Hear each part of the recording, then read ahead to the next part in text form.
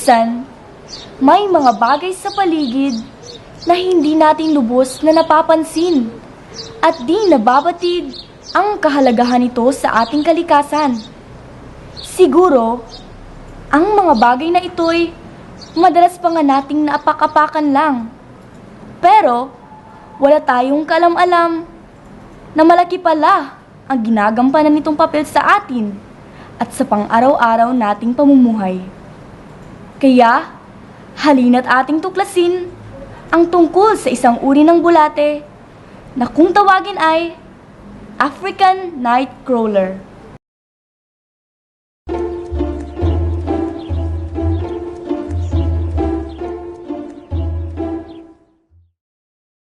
Bulate!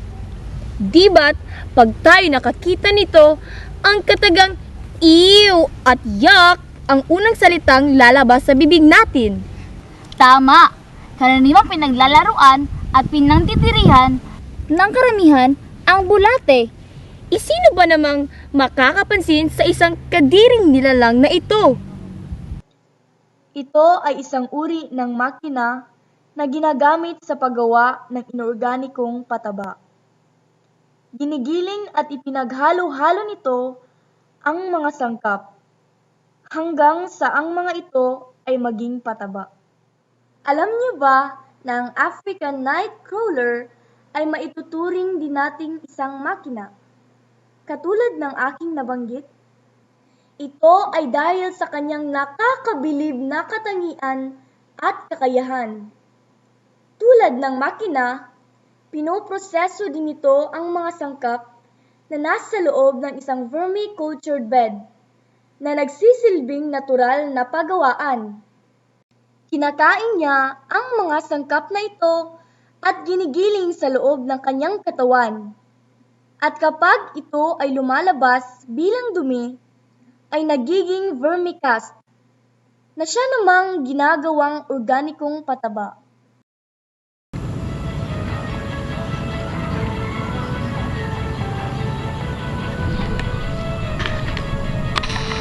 Ngunit, ano nga ba talaga ang bulating ito? Ang African Nightcrawler ay hahaba mula 6 hanggang 13 pulgada at titimbang ng 0.5 hanggang 0.9 grams. Mabubuhay ito mula 6.5 taon. Ang African Nightcrawler ay tinatawag ding Eudrillius eugenii na bahagi ng pamilyang Lumbricus terrestres. Humihinga ito gamit ang balat. Wala rin itong mga mata, pero tila naaaninag nito ang liwanag. Kumakain ito gamit ang malaman at malakas na bibig. Ang pagdaloy naman ng dugo nito ay hindi gaano kakumplikado dahil hindi lang isa ang puso nito, kundi 5. Kadalasang nagpaparami ang bulating ito ay sa panahon ng tag-init dahil dapat nitong magkaroon ng tiyak na temperatura na hindi bababa sa 50 degrees Celsius. Ang bulating ito ay isang simultaneous hermaphrodite dahil mayroon itong parehong lalaki at babaeng kasarian. Hahanap ang isang bulate ng kapares at magkabaliktad nitong idinidikit ang kanilang mga setae at magpapalitan na ito ng tamod na tinatawag na spermatophones upang makapagparami na ito ng lahi sa pamamagitan ng pangingitlog. Napipisa ang mga itlog na ito pagkatapos ng 15 hanggang 18 araw at magiging ganap na itong mga bulate sa loob lamang ng 5 buwan. Hindi natin may pagkakaila na ang maliliit at nakakadiring bulating ito ay may napakaraming tulong sa atin. At hindi nyo lang napapansin na ang ilan sa mga nagagamit natin sa pang-araw-araw na pamumuhay ay galing sa bulate. Isa na doon ang tulong nito sa agrikultura.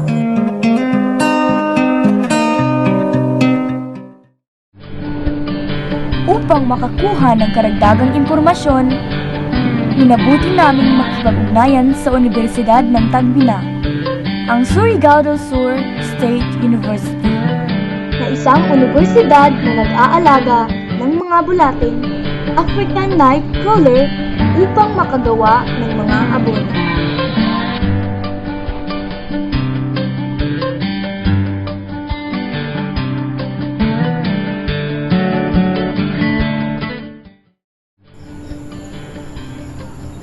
Mantakin nyo naman. Wala nga silang mga ngipin. Ngunit matyaga nitong minunguya ang mga sangkap hanggang sa ito ay maging isang pataba. Ang mga abonong ito ay galing sa mga nutrisyon na nakukuha ng mga bulate mula sa mga nabubulok na bagay na pinapakain dito. Tulad na lang ng mga bulok na gulay, mga patay na dahon, dumi ng mga hayop at iba pa, na pinaghalo-halo upang maging pagkain ng mga bulating African Nightcrawler. At ang mga pataba na ito ay ang vermijuice at vermicast, o ang mga organikong pataba na gawa ng African Nightcrawler. Ito ang abunong gawa ng bulating African Nightcrawler.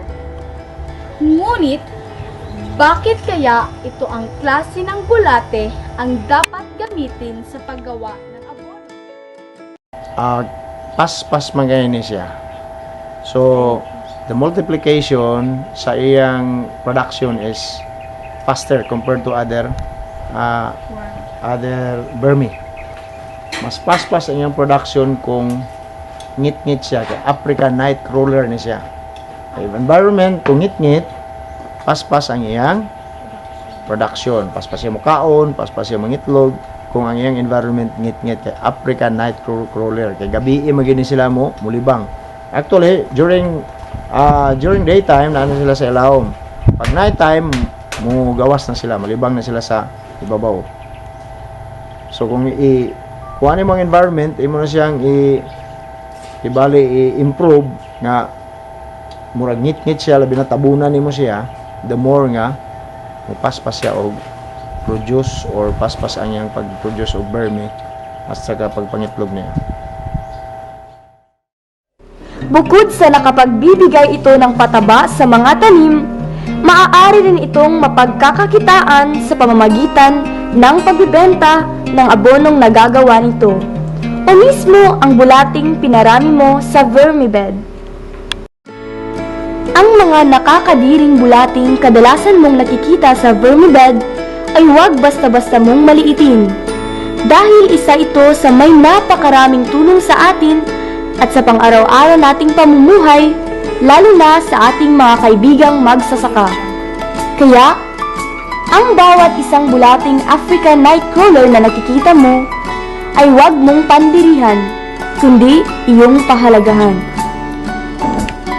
Ang mga nakakadiring bulating kadalasan mong nakikita sa vermibed ay huwag basta-basta mong maliitin dahil isa ito sa may napakaraming tulong sa atin at sa pang-araw-araw nating pamumuhay, lalo na sa ating mga kaibigang magsasaka. Kaya, ang bawat isang bulating African Nightcrawler na nakikita mo ay huwag mong pandirihan, kundi iyong pahalagahan.